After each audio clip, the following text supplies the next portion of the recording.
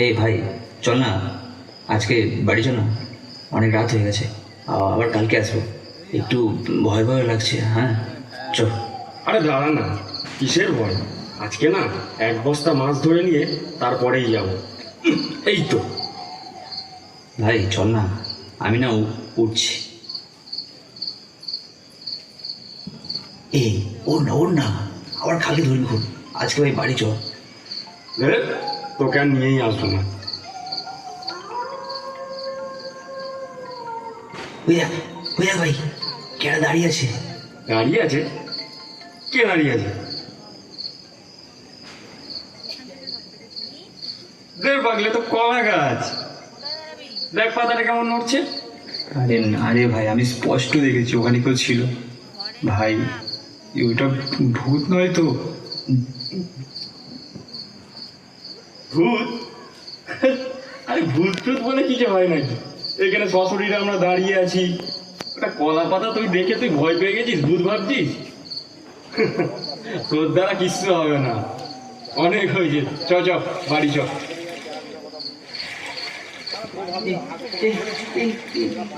আরে ধর, ছাড় না, কি হয়েছে?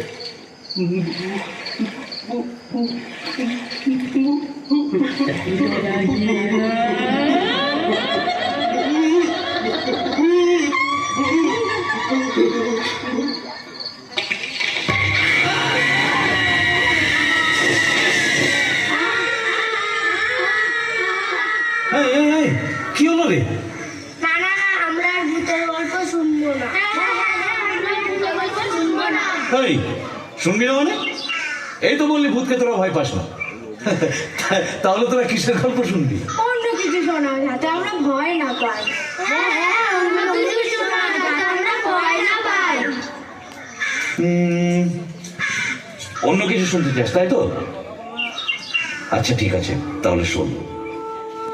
একটা গ্রামে একজন পুরোহিত একটা ছোট্ট বাচ্চা ও তার বউকে নিয়ে বাস করত। সে খুব ঠাকুরে বিশ্বাস করত আর লোকের বাড়িতে বাড়িতে পুজো করত।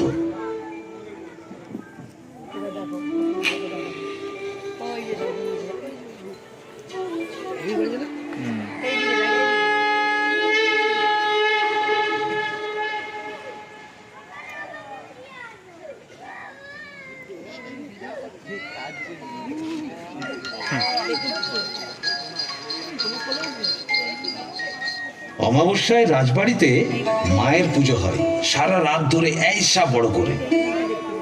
তা সে 100 বছরেরও বেশি পুরনো। আজ গ্রামের সবাই সেখানেও উপস্থিত থাকে। জানো না মনে রে, কৃষি কাজ জানো না। গিন্নি, ও গিন্নি, গিন্নি গো, আজ আসতে একটু দেরি হতে পারে। অনেক বড় পুজো, এক হাতে সামলাতে হবে।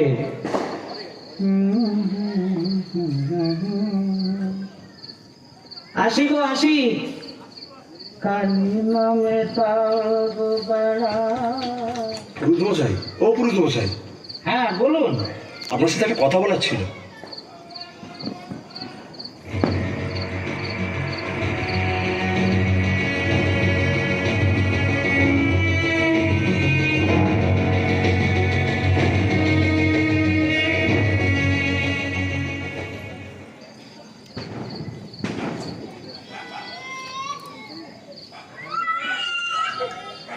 ওলে বাবালে, ওলে বাবালে, কাঁদে না বাবা, কাঁদে না সোনা, বাবা এক্ষুনি চলে আসবে।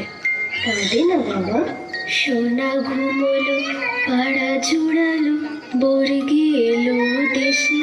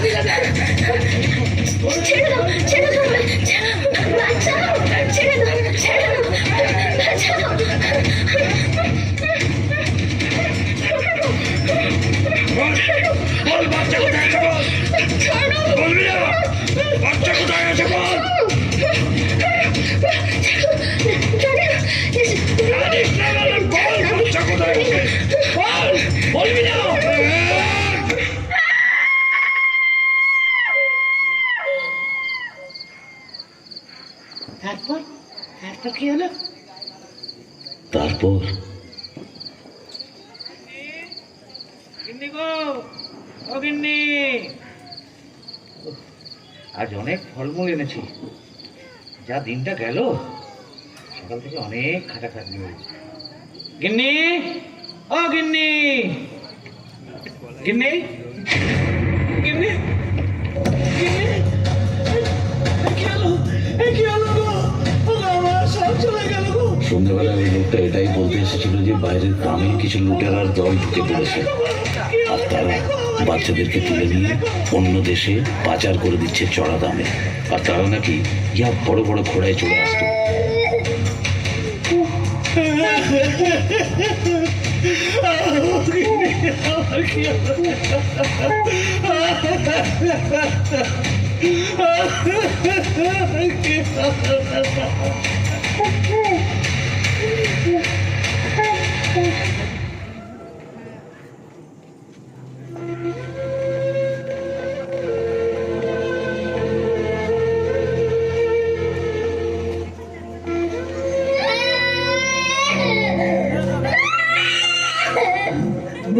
চুপ করো, চুপ করো। এনে এনে দুধ খাও, কানিস কানিস কানিস।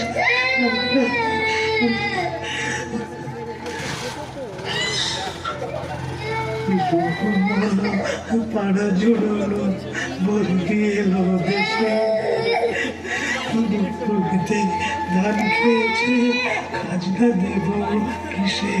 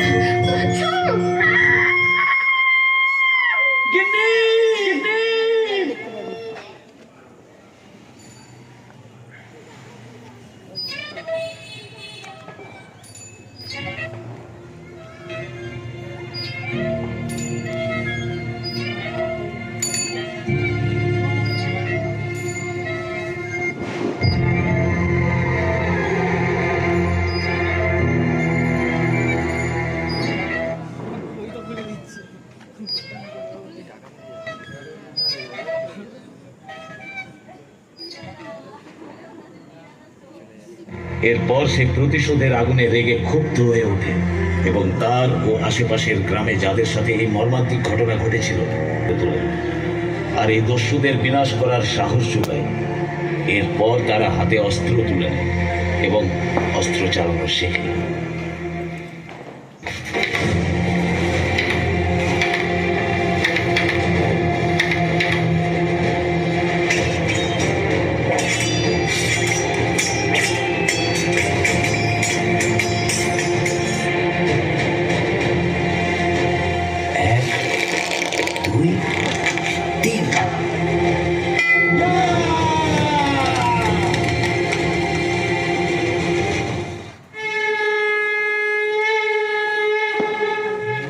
আর এই লড়াইয়ের সাক্ষী হিসেবে তারা শক্তিরূপী মায়ের প্রতিষ্ঠা করে।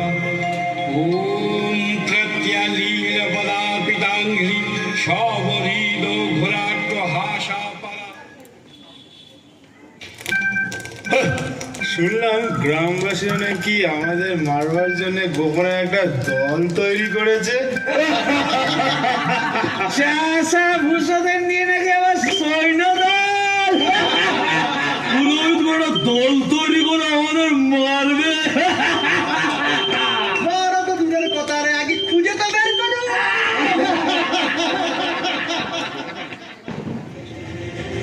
দস্যুরা হঠাৎ করে আসতো, লুটপাট চালাতো, বাচ্চা চুরি করত, মানুষদের অত্যাচার করত, শেষে নিঃশব্দে গভীর জঙ্গলের অন্ধকারে মিশে যেত।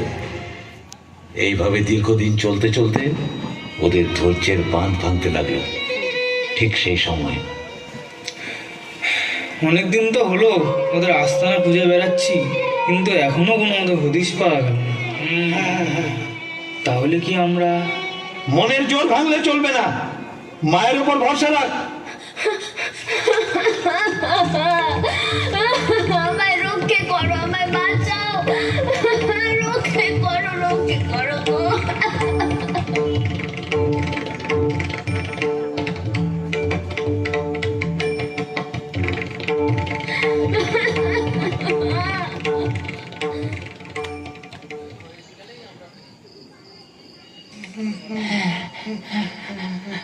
কাল এই দুটোকে চড়া দামে বেচে দেবো।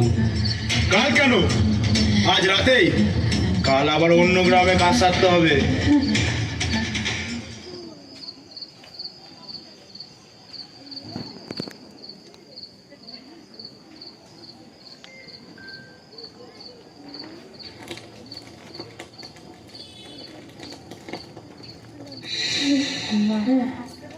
চুপ কর, আমরা এসে গেছি।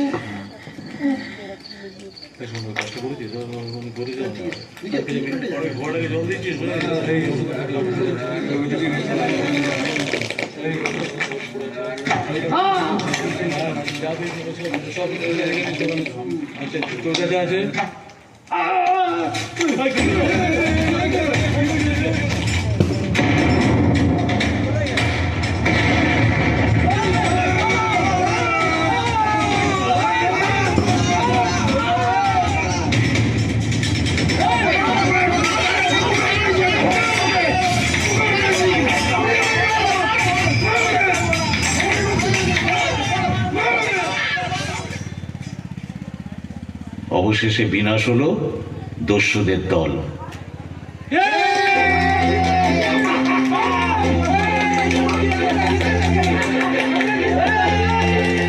চ বাবা চ, তোদের মা তোদের জন্য অপেক্ষা করছে আর খুব কষ্ট পাচ্ছে। আয় আয় বাবা আয়। আমাদের মা তো অনেক দিন আগে মারা গেছে। তাহলে কি স্বয়ং মা এসেছিল? আমি জানতাম তুই আসবি মা, আমি জানতাম। মা, মা গো,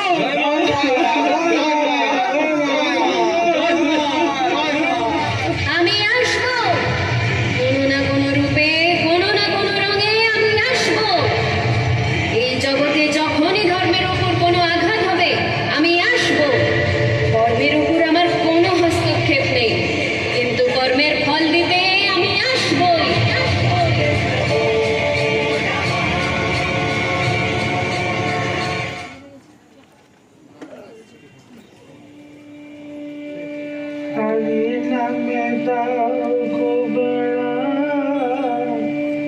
আসলে তো চিরু হবে না, কালি নামে দাও গো বেড়া,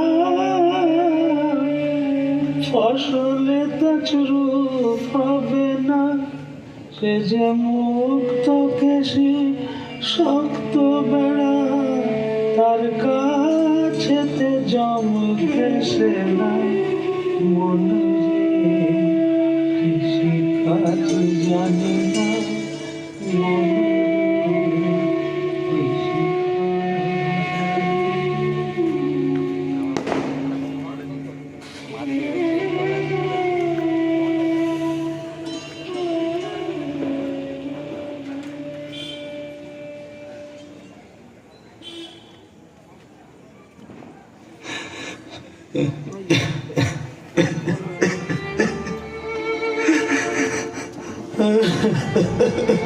ও মাস্টার মশাই, কাঁদছো কেন?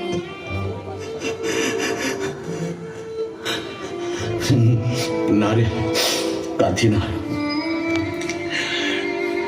শোন না, অনেক দেরি হয়ে গেছে, তোরা এবার বাড়ি যা।